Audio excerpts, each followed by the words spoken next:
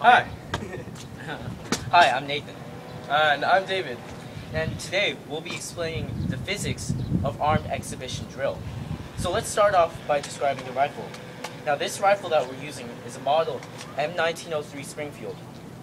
So its length is approximately 40 inches and its weight is approximately 8.69 pounds. Now, let's talk about the parts of the rifle. So, all the rifles, basically all rifles have things in so the things in common all rifles have are the butt, the barrel, the grip, and the chamber. So now what this is, so basically if you look at it, this will be the top half of the rifle. And this is basically called the barrel, okay? The barrel, that means just like where the bullet travels. And don't worry, these rifles are demilitarized, so they don't shoot any bullets or anything. And this is called the chamber. This is approximately where the middle of the rifle is. And this is called the butt, because the bottom, the posterior. And this is the grip, where you would grab onto to fire the rifle if it were not demilitarized. Now, Okay, so we're going to be showing you the properties of fulcrum and rotational inertia. now for easier purposes, we taped the rifle, just this one, because we ran out of tape. But so we can actually more easily locate where we're talking about. So this will be the center of the rifle. This would be for one of our exchanges we'll be talking later about in the video. And this is kind of right here, this little space.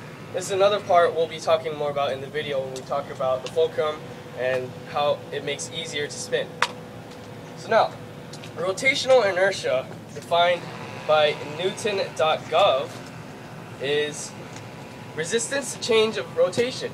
So basically, like the inertia we learned in class, it's the tendency to resist any change in motion, except this is any change in rotational motion.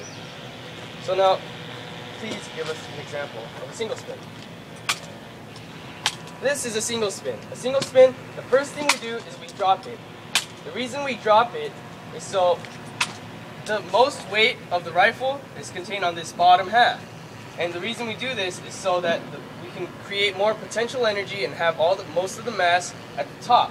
So when we release it and spin it, it's when we transfer the potential energy into momentum and into kinetic energy. So it's a lot easier for us to spin rather than just spinning it at this direction. You want to try it? Just from that position, you want to try it? No, don't put it down. Don't put it down. That would be extremely hard. So that's the reason we lower the rifle this way first. Now, rotational energy, this is the equation, if you can see it. Which would be I equals mr squared, or inertia equals mass times radius squared. Radius being, if we're doing a spin, it kind of makes a circle, so you make an imaginary circle around. So the axis of the circle would be the center of the rifle, or the center of the spin, and the radius, of course, would be half the diameter of the circle. Great. Now, another big factor in successfully spinning a rifle is to know where to hold, turn, rotate, or exert power on the rifle while spinning it. Excuse me.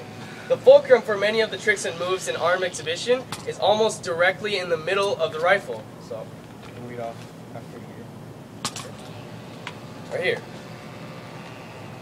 Another trick in which we use fulcrum to our advantage in spinning is when we exchange rifles. For this move, we initially hold the rifle at almost the tip of the barrel. The reason we hold it here is because we need the most momentum for the rifle to naturally spin away from the thrower and to the receiver. We first rotate it backwards so that the butt rises, and then we gain kinetic energy as we slightly apply a force upwards. Because of inertia, the rifle will resist change in direction, thus it going forward as it was doing when we release.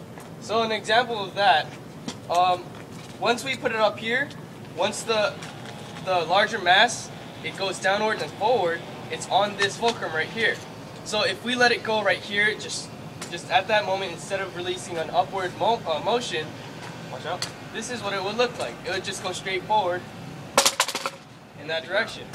But the reason we apply the slightly forward and upward motion is so once we release it, it can, instead of going forward like this, it'll go up and a little easier into Nathan's hands. Let's give a demonstration. Okay, so one at a time, please drop your rifle. This is what it would look like. Come forward a little more. First, I initially raise it back, and I'll throw it like this.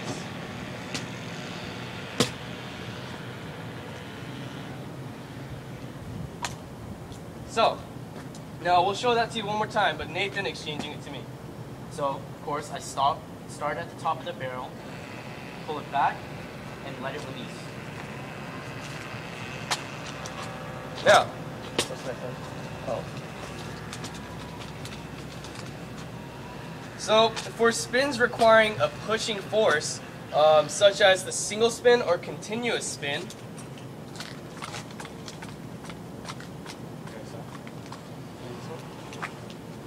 we use not at the directly at the middle of the rifle, but slightly higher than the middle to add a little more mass onto the bottom, thus creating a greater momentum. So if you can see, instead of directly the center, this is what we're talking about. This space right here is where we'd grab it for each spin. So every time it spins, your hand would go on that little position instead of directly in the middle. Now, the reason for this, as we said, is so that most of the there will be a greater mass on this portion. So when we do spin it, the momentum will be greater and it'll just easily push off on its own. So it'll look like kind of like this. So that most of the the force is going out this way. So it'll be a lot easier if we grab it like here. But if we grab it too high, it'll be a lot harder because we actually have to then use a lot more muscle to kind of pull the upward force, because when it comes down from here, it'll be a lot of force going downwards, including gravitational force. So to take out a lot of the gravitational force, we don't hold it in the middle, but a little slightly above the middle. So it'll look like that. Now, I think this concludes our video. Yep. I hope you enjoyed it. As you can see, the physics in the drill is all around us. Every day we practice, there's millions of laws, or maybe not millions. I mean, not millions. Lots and lots of laws of physics that go into play every time we pick up a rifle and we spin it. Right. And I hope you guys have a better understanding of the concepts of spinning, and now you'll be able to kind of use that to your advantage. So if you do end up spinning on the drill team or anything, you'll be able to spin more easily and faster and better. Thank you for watching. This was David and Nathan. This is our physics project.